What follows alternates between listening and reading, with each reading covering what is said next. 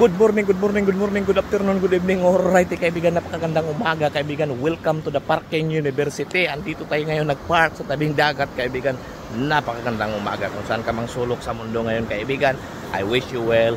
Be grateful. Alright, topic natin ngayon, kaibigan, is gaano ka-importante daw itong umaga natin, kaibigan. Wow!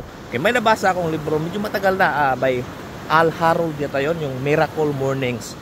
Wow, so talakayin natin, kaibigan. At saka ito din yung nasabi ni Earl Nightingale at saka yung The Science of Getting Rich, kaibigan, na gaano ka-importante itong umaga, kaibigan. Wow, kasi ang umaga, kaibigan, ito yung simula ng ano natin, kaibigan. Ito yung starting point, kaibigan, kung ano man yung gawin natin, kung ano man yung ito yung another, it's just like another beginnings, kaibigan. Okay? So, ito ang pag ikaw daw ay pagising daw natin sa umaga, kaibigan, pag tayo ay grateful, okay?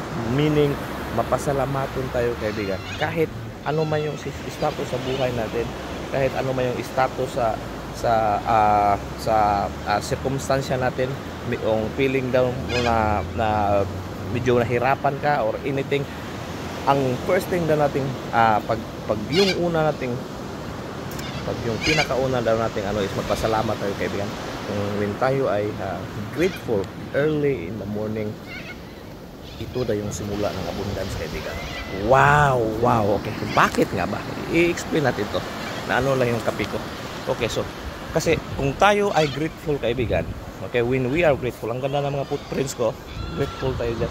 Kung tayo ay grateful, kaibigan, kung ang tao na grateful, meaning mapasalamaton ka, that means you are transmitting an energy of abundance already, kaibigan. So it doesn't matter sa bank account mo, it doesn't matter kung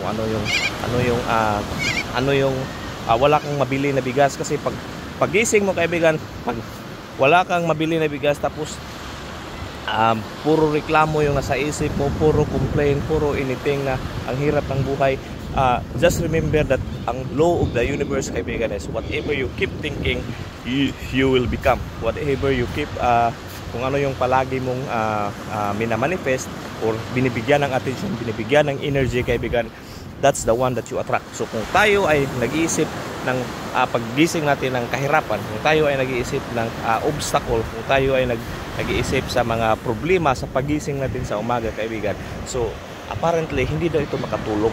Okay, hindi ito makatulong sa atin. So ang sabi ni Earl Nightingale is, kung ano yung ating problema, i-acknowledge natin yun, but we don't focus on the problems, kaibigan, kasi nga the law of the principle of the universe, the law of the basic principle, kaibigan, will always apply, na kung ano yung binibigyan natin atensyon, kung ano yung binibigyan natin ng focus, doon tayo doon sa frequency na yun. Okay, yun yung sabi ni Bob Proctor, kaibigan, na we are all frequency, kaibigan. So kung ano yung frequency na tinatransmit mo, kaibigan, yun yung frequency na mahahagilap mo, at saka yun yung frequency na most likely andun ka sa channel na yun, na most likely yun din yung makukuha mo, kaibigan.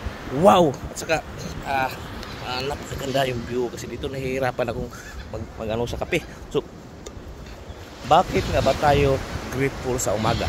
Okay, so when we are grateful, yung ano natin, kaibigan, yung mga nerve cells natin, kaibigan, daw, pag tayo ay mapasalamatin, we just trying to connect to the abundance of the universe, na yes, I am here, this is my frequency, meaning abundance ako kasi nagpapasalamat ako. Ano ba yung ipapasalamat natin?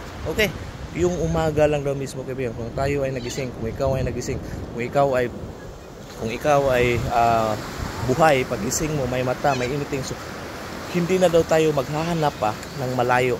Yung pinaka-potential, kaibigan, is andito lang yan sa atin, kaibigan. Simulan daw yan, andyan sa atin. Wow!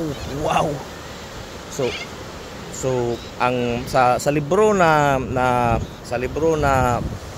Morning Miracles, ang sinulat doon ni Al Harold yata yun is nag-meditate siya sa umaga. Una talaga is nagpapasalamat siya sa umaga, nag-meditate siya before siya mag-start sa day niya, and sabi niya, it changes his life, kasi kung ang umaga natin is sit up lang natin right, okay, at saka number one talaga is grateful, pasalamat talaga sa lahat ng blessings, sa alo ng dagat, na tayo ay buhay, tayo ay naghihinga, kasi yung potential, yung best asset daw, kaibigan, is tayo.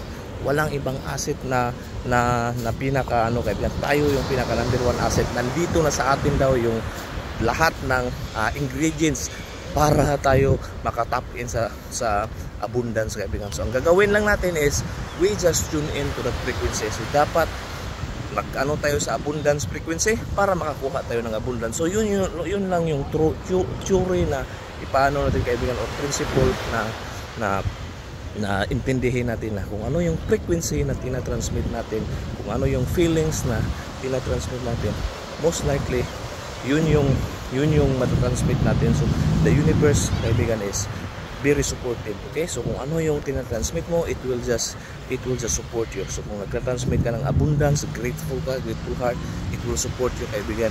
You will attract more abundance, you will attract more anything na makapag-grateful sa'yo kaibigan. But if be careful, kasi if you transmit negative energy, universe will just support you as well. It will align you to that frequency and energy. Alright kaibigan, hopefully meron tayong natutunan ngayon at hindi ko na sayang yung oras mo. Wish you well. Push your eyes, open your mouth, and let your legs. This will all be yours. Peace, love, good health, abundance, all the riches in the world. So na yan, boom shakallah, like